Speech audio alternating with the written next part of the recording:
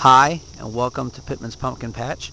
It's July 5th, 2012. As you can see, I have ripped everything out of the ground, every single plant. And to show you, not only did I rip them off on the outside, but everything on the inside has been ripped out too. And I started over again.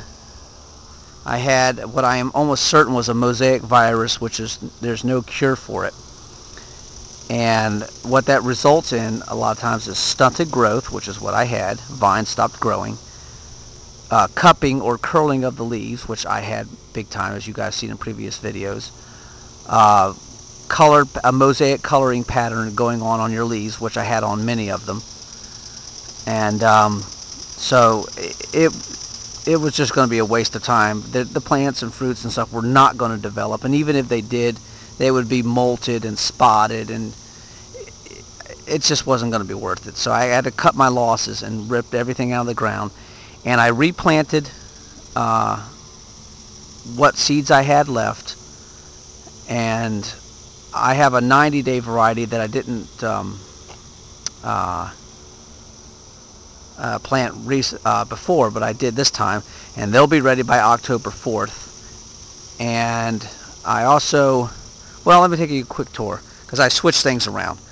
Over here on this side, right through here, I have Howden plants. In this first mound here, they're from a different seed company, I think Ferry Morris. So I'm also experimenting from two different seed companies, which ones will do better on the Howdens. So the first mound's Perry Morris on the second mound Howdens. On this third mound right here, I have generic seed company Howden plants. And the same with this mound right here on this side, generic seed company Howdens. I have one generic Howden seed in there and one charisma seed. Two charismas seeds in there. Okay, and those are all from the Peppo family. So as these develop and start to fruit, with the bees, everything doing their pollinating job, I don't have to worry about anything not getting pollinated by mixing the Maxima or Peppo family, because these are all Peppos out here now, where before they were Maximas. Okay. Take you inside the hoop house here.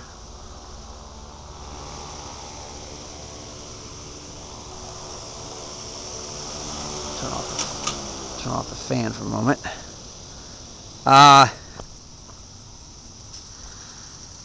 Down on those mounds down there at the end, 1, 2, 3, and 4 over there in the corner. 5, 6, and 7. Those are all Big Macs pumpkin mounds, which are also on the Maxima family. And here, 1, 2, 3, 4. Those are, I believe, charismas. Turning around here, I should have 1, 2, 3 mounds of jack-o'-lantern pumpkins. And over here, 1.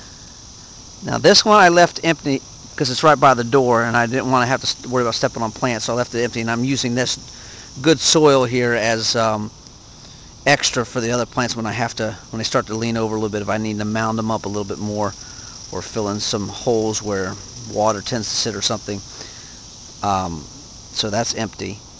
Another hole and another mound. Those are all that 90-day variety pumpkin. I think they're, well, let's see. I don't think I have the tag in here, but they're early sweet sugar pie pumpkins, I think is what they're called. And those are a 90-day variety and everything, and I'll probably experiment with those later in the year, cooking them to make pumpkin soup and things like that. So well, like I said, starting over from scratch. Now I have, oh, and here's the label right here. Oh, and of course I ripped it off. I ripped it off, so I don't even know anymore. So, anyhow,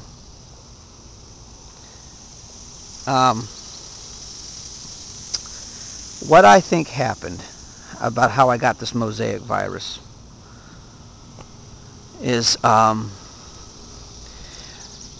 here's the deal on that. Of course, there's no cure for it, and there's so many different strands and variants of the disease. And what happened, I think, because they said, from all the research I did, they said that it's either seed-borne, in other words, your seeds were infected with the disease already because it came from an infected plant. Okay, so that's one of the major ways of getting it. Another way is cucumber beetles transmitting the disease because they got it from another infected plant, which I don't have cucumber beetles in this area. Never seen one in this area. So the other one is aphids. They're another big transmitter of the disease. And there's where I think the cause of this whole thing is. And I think I was the one that transmitted the disease. And this is what I'm thinking. My tomato plants had aphid issues. They curled the leaves up and they were sapping the plant and everything, you know, draining the plant of its energy. And what I did was, I of course was handling my tomato plants, and you guys can see where this is going. I handled my tomato plants that more than likely had the mosaic virus on it because it had it was transmitted by the aphids that were on it. I was also touching the aphids too, you know, trying to figure out what kind of bug they were. You know, I picked them off of the leaves and look at them closely and see what they were, and then I go research them online. Well, handling my tomato plants like that with the aphids on them and everything probably had the mosaic virus on the leaves and on the bugs themselves probably. And then I went, of course, and touched all my my pumpkin plants without washing my hands, and I transmitted the disease. And I think that's the most plausible explanation for how all of a sudden this year my plants got this mosaic virus, which I've never had before. And I think it all had to do with the fact that this year I was growing tomato plants.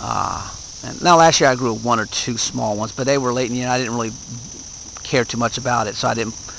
And I don't think I had an aphid issue on it anyway, so I don't think there was. That's why my plants didn't get mosaic virus last year. But this year I put more into my tomato plants, and they had an aphid issue. I think that's what happened. So, lesson learned, and tip for all of you guys out there who grow multiple things in your gardens besides just pumpkins. You know, wash your hands. Wash your hands.